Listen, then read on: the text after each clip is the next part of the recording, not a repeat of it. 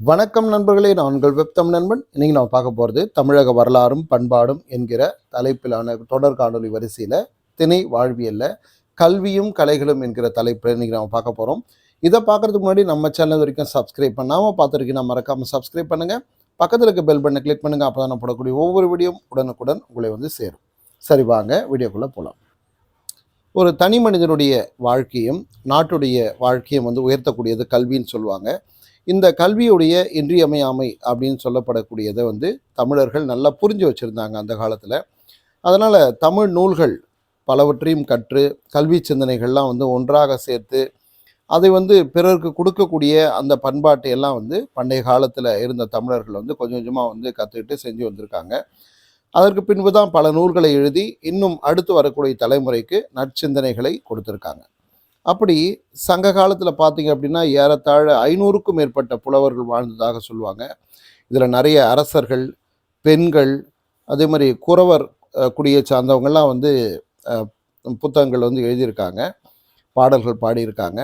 அதே மாதிரி இளவேணி, குயவர் குடி பிறந்த வெண்ணி குயத்தி, இவங்கெல்லாம் சிறந்த புலவர்களாக அந்த காலத்தில் இருந்திருக்காங்க. அதனால் சாதி மத இன பாகுபாடெலாம் கிடையாது. அப்படிப்பட்ட பிரிப்பு முறைகள்லாம் அந்த காலத்தில் இல்லை. அதனால் எந்த தொழில் செய்பவராக இருந்தாலும் கவிதை பாடக்கூடிய திறமை இருந்தால் அவர்களை இந்த உலகம் போற்றி பாதுகாத்து இருக்கு அப்படின்றத நம்ம பார்க்குறோம்.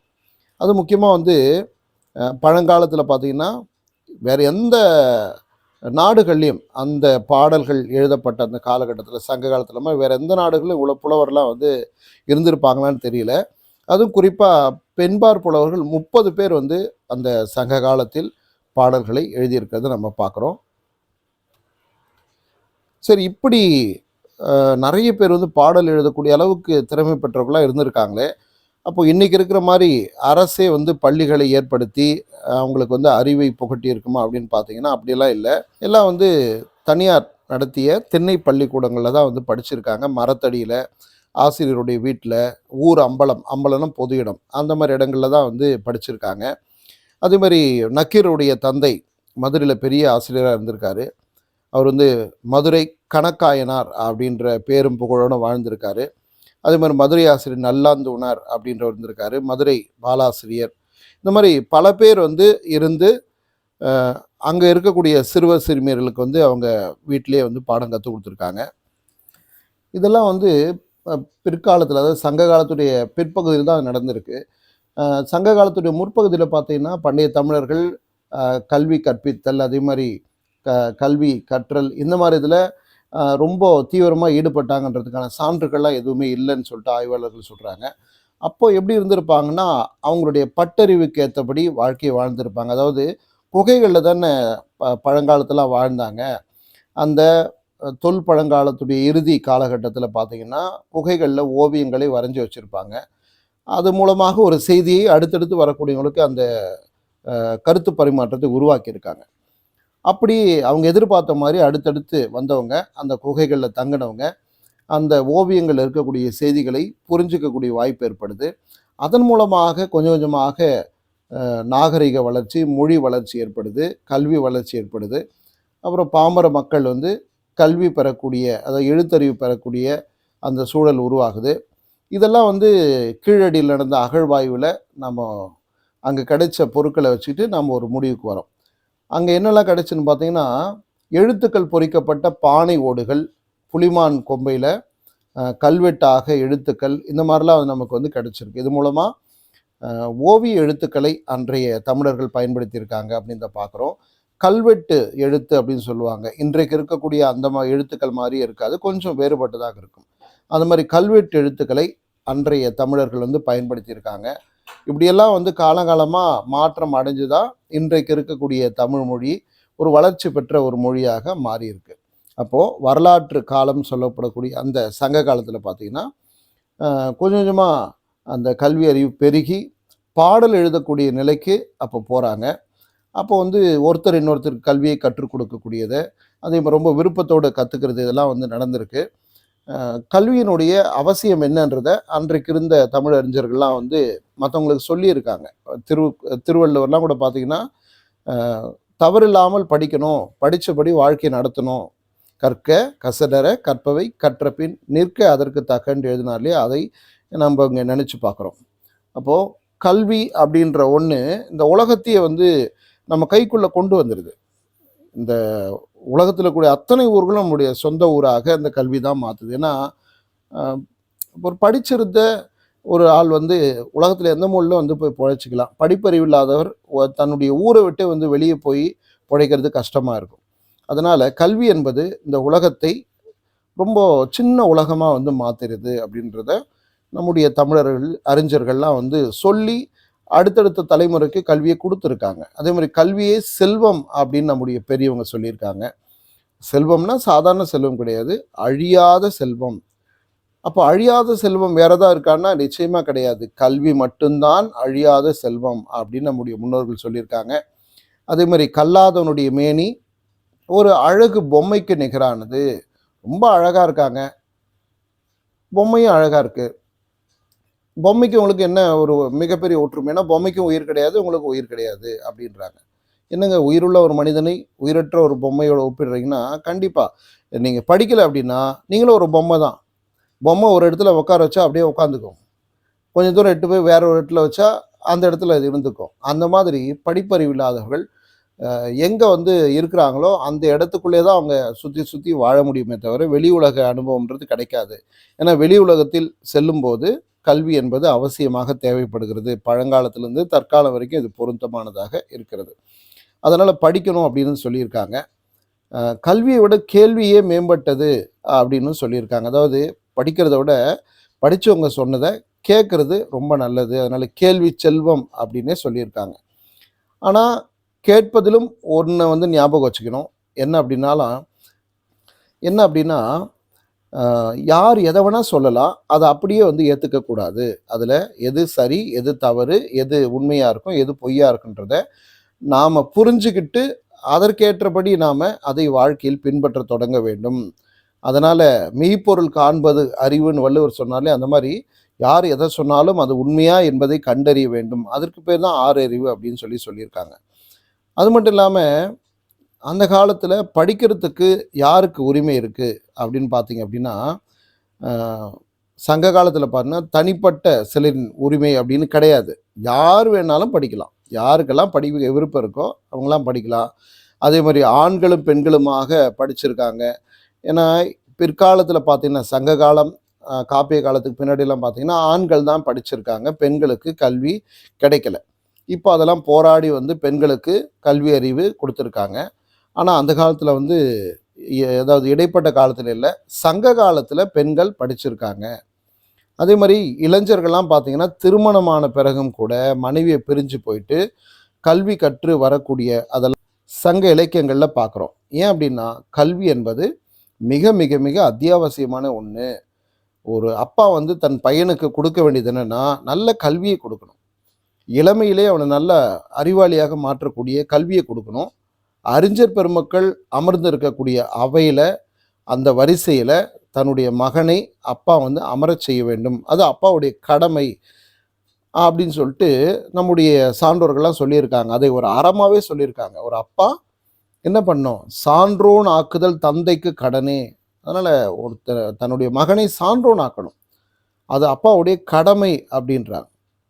அதே மாதிரி வேற்றுமை தெரிந்த நாற்பால் உள்ளும் கீழ்ப்பால் ஒருவன் கற்பின் மேற்பால் ஒருவனும் அவன் கண் படுமேன்றாங்க. அதனால் சாதி ரீதியாக பிரிப்பு முறை வந்த காலத்தில் கூட ஒரு செய்தியை சொல்கிறாங்க. ஒருவேளை சாதி ரீதியாக ஒருத்தரை வந்து கீழானவர்கள் அப்படின்னு சொன்னாங்கன்னா கூட அவங்க படிச்சுட்டாங்க அப்படின்னா அவங்களே மேம்பட்டவங்களாக தான் உலகம் பார்த்துருக்கு. அதனால் கல்விக்கு எந்த விதமான தடைகளும் கிடையாது. ஒரு இந்த தகுதி இருந்தால் தான் படிக்கணும்னா அந்த காலத்தில் இல்லைன்றதை பார்க்குறோம். அது மட்டும் இல்லாமல் கல்விக்காக எதை வேணால் செய்ய அந்த காலத்தில் தயாராக இருந்திருக்காங்க. என்னென்ன செஞ்சுருக்காங்கன்னா உற்று உதவியும் உரு பொருள் கொடுத்தும் ரொம்ப அடக்க ஒடுக்கமாக இருந்து ரொம்ப அன்பாக பணிவாக ஆசிரியர்கிட்ட அன்றைக்கு கல்வியை கற்றுக் கொடுத்துருக்கார்கள். ஏன்னா அந்த கல்வி தான் வறுமைக்கு நேர் பகையாக இருக்கக்கூடியதுன்றாங்க. அந்த வறுமை தான் வந்து நம்மளை ரொம்ப கொடுமைப்படுத்தும். என்னடா வாழ்க்கைன்னு யோசிக்க தோணும். அப்படி வறுமை வரக்கூடாதுன்னா அதற்கு எதிர்மறையான ஒன்று என்னென்னா கல்வி கற்க வேண்டும். நீங்கள் படிச்சிட்டிங்கன்னா உங்களுக்கு வறுமை வராது அப்படின்னு தான் பார்க்குறோம். இப்போது ஆசிரியர்கள் கற்றுக் கொடுத்தாங்கன்னு சொல்கிறோம். எதை கற்றுக் கொடுத்தாங்க அப்படின்ற ஒரு கேள்வி வருது இல்லையா? எண்ணும் எழுத்தும் கண்ணென தகும்னு சொல்கிறதுக்கு ஏற்ற மாதிரி எண் எழுத்து இரண்டையும் கற்றுக் கொடுத்தாங்க. இப்போ எண் அப்படின்னா என்னன்னா கணக்கு. எண்ணுன்றது எப்படி நம்ம எடுத்துனா கணக்குன்னு எடுத்துக்கணும். எழுத்து அப்படின்றது அந்த எண்ணை தவிர்த்து வரக்கூடிய மற்ற எல்லாமே வந்து எழுத்து அப்படின்னு சொல்லியிருக்காங்க.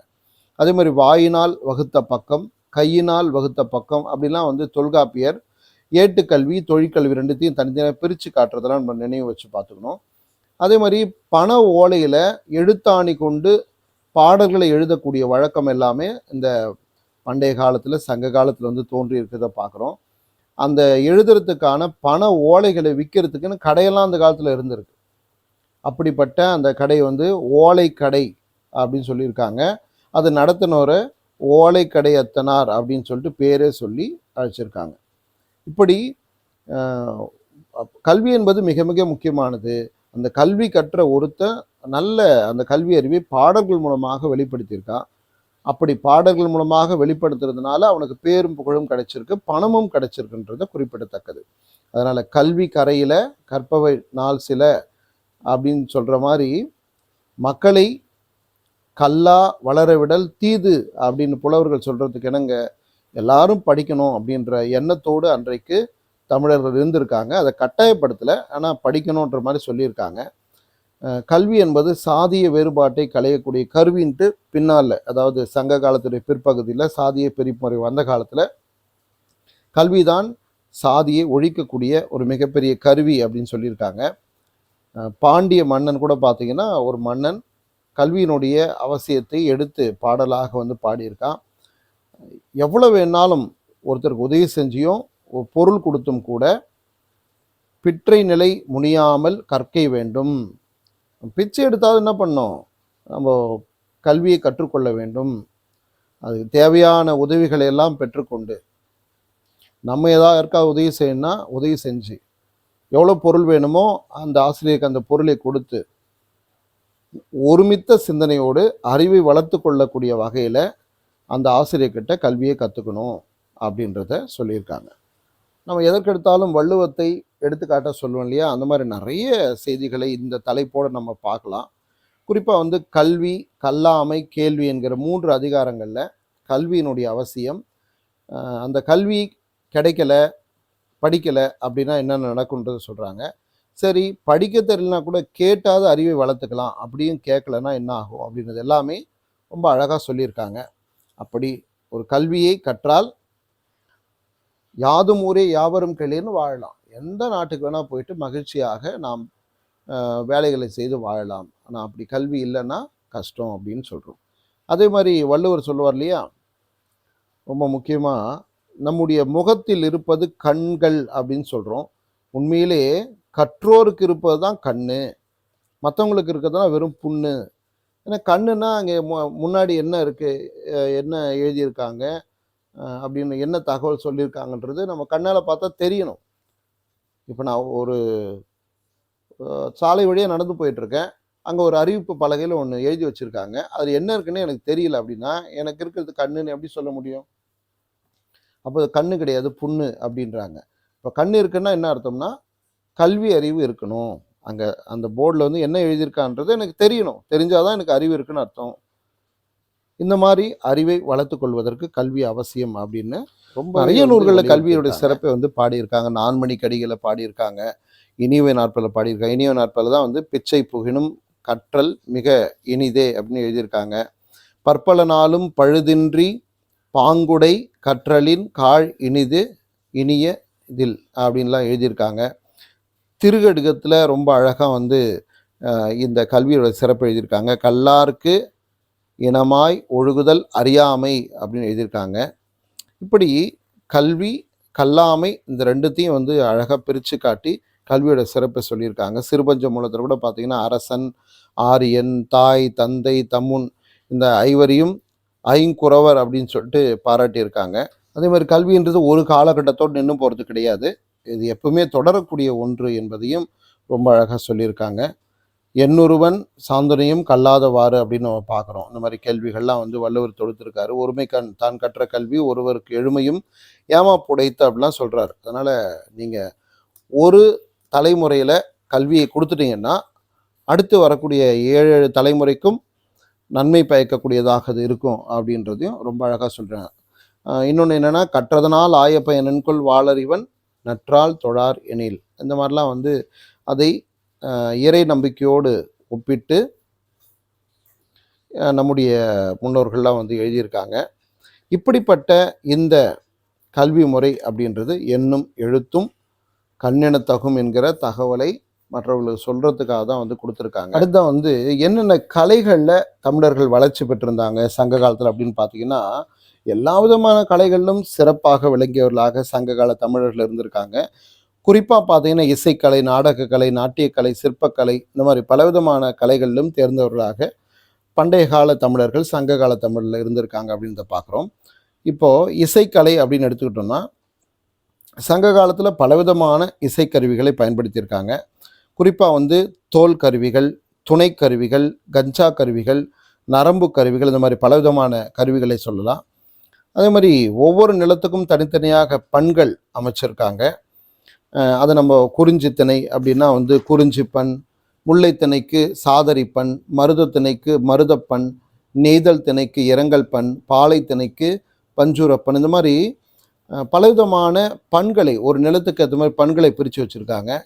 அடுத்து வஞ்சித்திரைக்குரிய பறையாக தொண்டகப்பறை சொல்லியிருக்காங்க. முல்லைத்திணைக்கு ஏறுகோட்பறை, மருதத்திணைக்கு நெல்லரி பறை, நெய்தல் திணைக்கு மீன்கோட்பறை, இந்த பாலைத்திணைக்கு பார்த்திங்கன்னா அதுக்கு ஒரு பறை சொல்லியிருக்காங்க. அது மாதிரி வெவ்வேறு விதமான இசைக்கருவிகளை அன்றைக்கு பயன்படுத்தி தங்களுடைய உணர்வுகளை அன்றைக்கு வந்து தமிழர்கள் வெளிப்படுத்தியிருக்காங்கிறத பார்க்குறோம். அதே மாதிரி கூத்தர், பரணர், விரலியர் போன்ற கலைஞர்கள்லாம் சங்க காலத்தில் இருந்திருக்காங்க.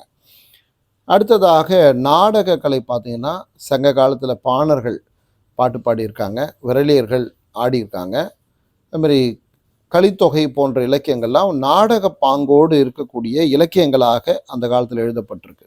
இப்போ நாடகம்னும் போது 2 விதமான நாடகத்தை தமிழில் சொல்லுவாங்க. ஒன்று படிக்கக்கூடிய நாடகம், இன்னொன்று நடிக்கக்கூடிய நாடகம். இங்கே நாம் பார்க்கக்கூடிய கலித்தொகை ஒவ்வொரு பாட்டுமே ஒரு ஓரங்க நாடகம் போல் இருக்கும். ஒரு காட்சியை முழுமையாக நம்ம பார்ப்பது போலவே இருக்கும். அதனால் இது வந்து படிக்கக்கூடிய நாடக வகைக்குள்ளே நம்ம வந்து வச்சுக்கலாம். நாடகம் கிடையாது இது. இருந்தாலும் அந்த ஒவ்வொரு பாட்டுமே அந்த ஒரு காட்சிப்படுத்துதலில் நாடகம் போல இருக்கும்ன்றதை பார்க்குறோம். அடுத்து ஓவியக்கலையில் சிறந்தவர்களாக பண்டைய கால தமிழில் இருந்திருக்காங்க. இதை வந்து பல்வேறு குகை ஓவியங்கள் மூலமாக பல விதங்கள் நம்ம தெரிஞ்சுக்கிறோம். அதே மாதிரி பலவிதமான வண்ணக்குழம்புகள்லாம் ஒன்றா சேர்த்து ஓவியமாக தீட்டக்கூடிய அந்த சிறப்பான பண்பாடு தமிழர்கிட்ட இருந்ததுன்றதை குகைகளில் இருக்கக்கூடிய ஓவியங்களை வச்சு நம்ம தெரிஞ்சுக்கிறோம். அதே மாதிரி அரண்மனை கட்டின பிறகு அரண்மனையிலும் நல்ல அழகழகான ஓவியங்கள்லாம் வந்து தீட்டினதாக நம்முடைய சங்க இலக்கிய பாடல்களை பார்க்குறோம். அரண்மனைகளில் ஓவியம் தீட்டப்பட்ட பகுதியை சித்திர மாடம் அப்படிலாம் வந்து அழைச்சிருக்காங்க. இப்படி தமிழர்கள் கல்வியிலும் சரி கலைகளிலும் சரி சிறந்தவர்களாக விளங்கியிருக்காங்க அப்படின்ற இந்த காணொலி மூலமாக நீங்கள் தெரிஞ்சிட்ருப்பீங்க. இந்த வீடியோ உங்களுக்கு பிடிச்சுன்னா லைக் பண்ணுங்கள், ஷேர் பண்ணுங்கள், கமெண்ட் பண்ணுங்கள். இது வரைக்கும் சப்ஸ்கிரைப் பண்ணாமல் பார்த்துட்டீங்கன்னா மறக்காமல் சப்ஸ்கிரைப் பண்ணுங்கள். நன்றி நண்பர்களே, நான் உங்கள் வெப் தமிழ் நண்பன்.